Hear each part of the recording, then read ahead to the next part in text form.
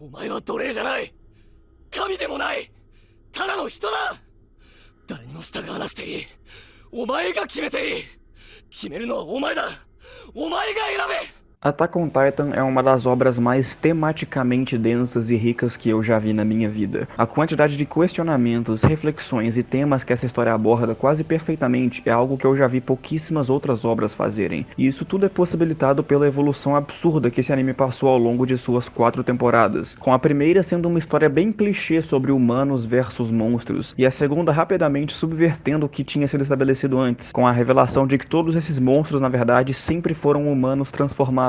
E nessa segunda que essa complexidade temática que eu mencionei anteriormente começa a ficar mais explícita, porque agora novas motivações vão sendo apresentadas e essa questão de bem contra o mal se torna bem mais confusa. E de repente, na terceira temporada, essa história se torna um drama político ridiculamente complexo, com vários pontos narrativos e infinitos pontos de vista. O que antes era uma história simples, apesar de muito competente, do nada se torna um trama sobre desinformação, alienação, falsas verdades, livre-arbítrio, os limites da empatia e a inevitabilidade dos ciclos de violência. E como se não pudesse ficar ainda mais complicado, a quarta temporada expande esses conceitos ainda mais e estampa na sua cara a importância da perspectiva, com o protagonista que você acompanhou esse tempo todo sendo representado como o antagonista. E nessa temporada 4, outros conceitos absurdos também foram introduzidos, com o mais óbvio sendo o Eren usando suas visões do futuro para manipular o passado e querendo pisotear o planeta até ele ficar plano, mas enfim. A experiência de assistir Shingeki no Kyojin é semelhante a observar uma história através de um microscópio, e conforme as temporadas avançam você vai dando zoom out e percebendo as camadas e a profundidade dessa narrativa perfeitamente planejada e executada. E é claro que essa progressão absurda da história veio acompanhada de inúmeros momentos memoráveis, para dizer o mínimo.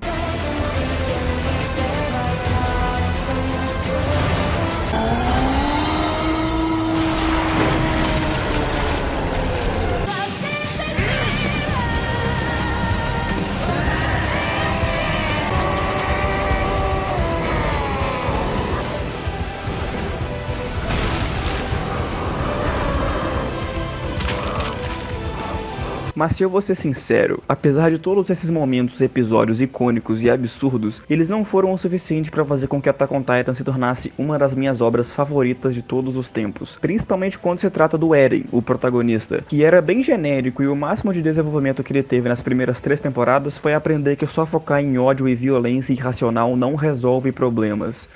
Exceto quando resolve.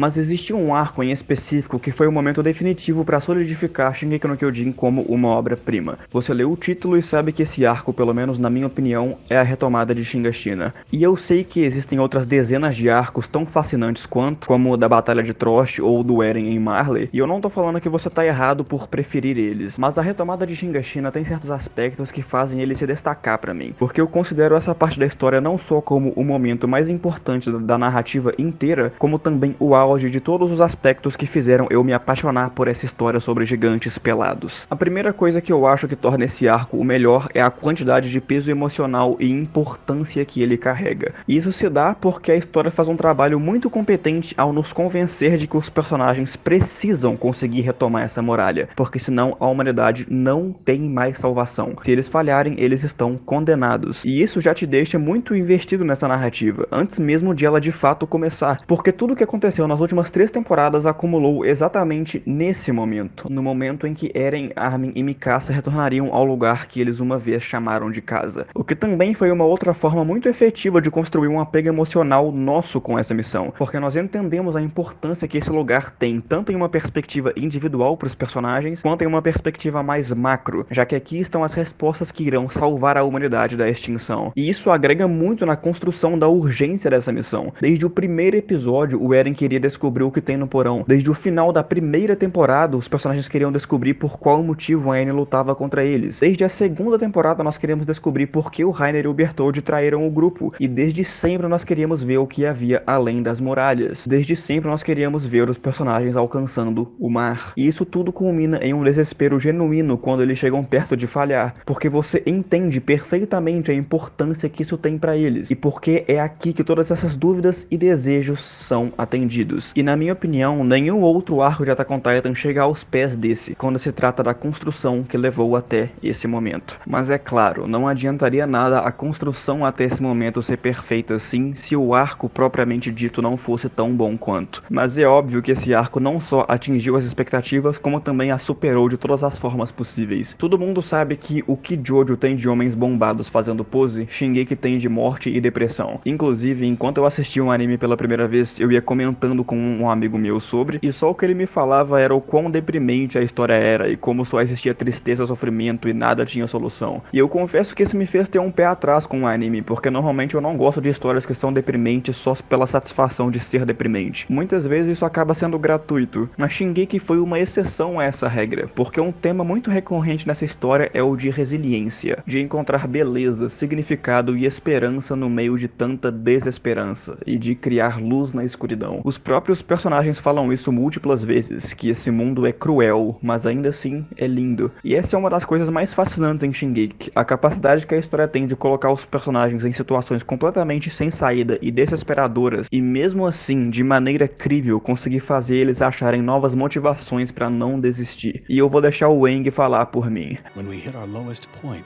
we are open to the greatest change. E não tem nenhum exemplo disso melhor do que a retomada de Shiganshina. Para começar, eu acho justo dizer que até agora nenhuma situação que Shingeki apresentou foi mais desesperadora do que essa. A tropa de exploração precisa derrotar o Titã Bestial para garantir que eles conseguirão acessar o porão em segurança, mas eles não conseguem alcançar o Titã. Primeiro porque não tem objetos altos próximos até ele, e segundo porque o Zeke tá massacrando todos eles com pedras. E a impossibilidade que eles têm de contra-atacar, somada com a urgência que eles têm de conseguir executar essa missão, que eu já discuti antes, é o que transmite uma sensação genuína de desespero, porque você sabe que eles não podem falhar, mas também sabe que eles não têm o que fazer, e o desespero que eles sentem é transmitido de forma maestral, porque todas as emoções certas foram atingidas, eles estão derrotados, e nesse momento de completo desespero e impotência, Eren reconhece a falta de importância e sentido que a luta pela humanidade tem, porque não importa se você morreu dormindo aos 80 anos de idade, ou se você morreu lutando bravamente em um sacrifício pelo seu país. É tudo a mesma coisa. Nada tem sentido. Nada tem importância quando você é esmagado por pedras. 全くもって無意味だ。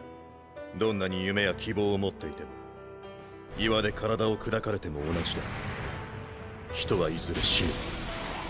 E por isso é perfeitamente compreensível se esses soldados escolherem não lutar, não morrer por nada. Mas aqui, com nada além de palavras, Eren consegue convencer 200 pessoas a literalmente morrer a troco de nada. Aqui Eren dá sentido à vida e principalmente à morte de todas essas pessoas. É claro, para você que morreu, nada vai mudar, mas a sua morte dá a oportunidade para que os vivos encontrem sentido e valor na sua existência. A sua morte tem importância, a sua morte representa a beleza necessária para se revoltar contra esse mundo cruel. E dessa forma, Eren mantém sua ideologia e se coloca na linha de frente, guiando um batalhão composto por soldados que sabem que estão indo diretamente à morte certa, porque eles são a revolta contra a crueldade representada pelos titãs. Eles são a esperança da humanidade.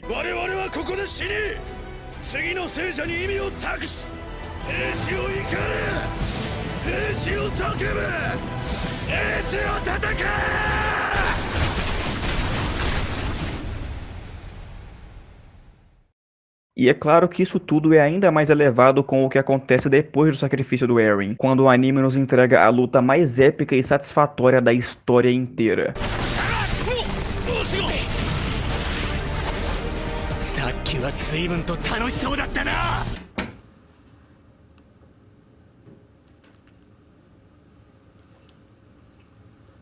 Mas mesmo assim, pra mim, o momento que realmente fez esse arco se solidificar como o melhor da história foi o que acontece de modo paralelo a isso tudo, o sacrifício do Armin. Outro tema que prevalece muito praticamente na história inteira é aquele de liberdade, certo? O objetivo que os personagens têm de se libertarem das muralhas e alcançarem o mar. Mas outra coisa que é constantemente apresentada e discutida ao longo da série inteira é que, se você não tá disposto a sacrificar nada, você não consegue chegar a lugar nenhum. E novamente, esse arco representa o auge dessa discussão, com o Armin fazendo uso de uma ideologia muito parecida com a do Eren e encontrando sentido na própria morte ao depositar a sua esperança e seu sonho de ver o mar nos ombros do Eren, o que também levanta outra questão sobre o questionamento do poder de escolha, muito atrelado à liberdade também, porque o ser humano normal frente a frente com o Tita Colossal realmente não tem muito o que fazer. O Armin nessa situação não tem poder, mas isso é mentira. Ele tem o poder de escolha, de escolher dedicar a sua existência a esse momento, para que os outros possam desfrutar do seu próprio sonho. Ele não vai poder ver o mar, mas os outros vão, por causa dele, porque ele teve o poder de escolha e decidiu entregar toda a sua alma e corpo para resistir o máximo possível. Isso tudo porque ele teve o poder de escolha para se tornar um herói. エレンに託すんだ。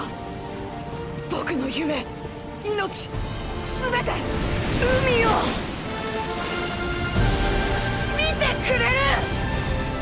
ミカサ、無茶だ。いや、よくやった。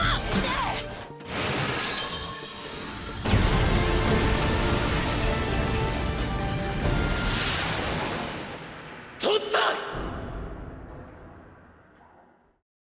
E na minha opinião, essa é a cena mais poderosa e impactante de Shingeki. O jeito que a trilha sonora entra em harmonia perfeitamente com o sacrifício do Armin é alucinante e transmite exatamente a atmosfera de altruísmo, resiliência e resistência que esse momento representa. Mas por incrível que pareça, esse arco ainda não acabou e tem muito mais por vir. Porque como eu acabei de discutir, esse conceito de escolha é uma questão bem central para a obra como um todo. A Ymir escolher ser uma escrava ou se rebelar com o Eren, os soldados escolherem aceitar a morte ou morrer lutando, o Eren e o Zeke escolherem proteger o mundo inteiro dos Eldianos, ou proteger os Eldianos do mundo inteiro, etc, etc. Como toda boa história, Shingeki tá sempre apresentando situações urgentes em que os personagens devem tomar decisões muito difíceis. E nesse momento, na retomada de Shiganshina, o Levi deve fazer uma escolha impossível. Ele deve escolher entre salvar a vida do Armin ou do comandante Eren, decidindo qual dos dois vai herdar o Tita Colossal. E todas as outras escolhas que eu citei anteriormente são sim muito determinantes e difíceis, mas pra mim nenhuma carrega tanto peso emocional e significado quanto essa. Porque superficialmente, essa escolha parece óbvia. O Eren é o comandante mais experiente e com certeza vai agregar mais à humanidade do que o Armin. Mas aqui entra outra discussão muito prevalente em Attack on Titan, a dicotomia entre altruísmo e egoísmo. Isso tá presente em vários momentos da série, e o Eren é sem dúvida o melhor exemplo deles, porque toda a motivação dele era altruísta, para salvar a humanidade, certo? Ou será que a motivação verdadeira dele era egoísta, e no caso o objetivo dele seria na verdade só provar que seu pai estava certo sobre a existência de vida fora das muralhas? Então o que movia o Eren?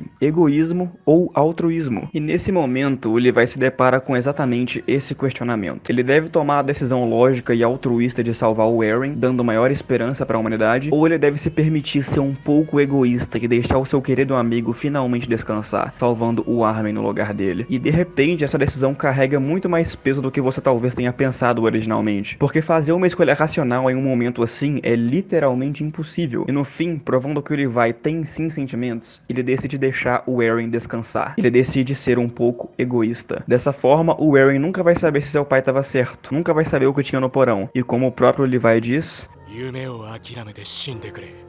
Mas por incrível que pareça, ainda não acabou. A montanha russa de emoções que esse arco tá te fazendo sentir não terminou. Porque aqui, finalmente, nós recebemos as respostas a literalmente todas as perguntas que você tinha desde a temporada 1. No primeiro episódio, o Grisha pretendia mostrar o porão pro Eren. E agora, 55 episódios depois, nós descobrimos o que tem aqui. É quase poético, retornando ao lugar onde tudo começou. Ao lugar onde você chamou de casa, mas que esse mundo cruel tirou de você. Aqui nós aprendemos tudo. Aqui nós finalmente alcançamos o mar. Nós finalmente nos tornamos livres, né? ここにいる敵全部殺せば俺たち自由になれるのか Enfim, esse é assunto pra depois. A retomada de Shiganshina é o melhor arco de Attack on Titan porque essa sequência de episódios representa tudo que essa obra tem de melhor. As cenas de ação hipnotizantes, a trilha sonora de tirar o fôlego, o desenvolvimento insano de personagens e as emoções que esses personagens transmitem pra você e te fazem sentir. Além de que esse arco também é o auge de todos os questionamentos e reflexões que a série aborda durante toda a sua trajetória, como a dicotomia entre altruísmo e egoísmo, o conceito de liberdade e do poder de escolha, brilha. A capacidade que a história tem de encontrar e criar beleza e esperança na melancolia e no desespero, e o fato de finalmente nós termos nossas dúvidas sobre o conceito dos titãs e do mundo lá fora respondidas, depois de 50 episódios. E é por isso que a retomada de Shiganshina é o melhor arco de Attack on Titan.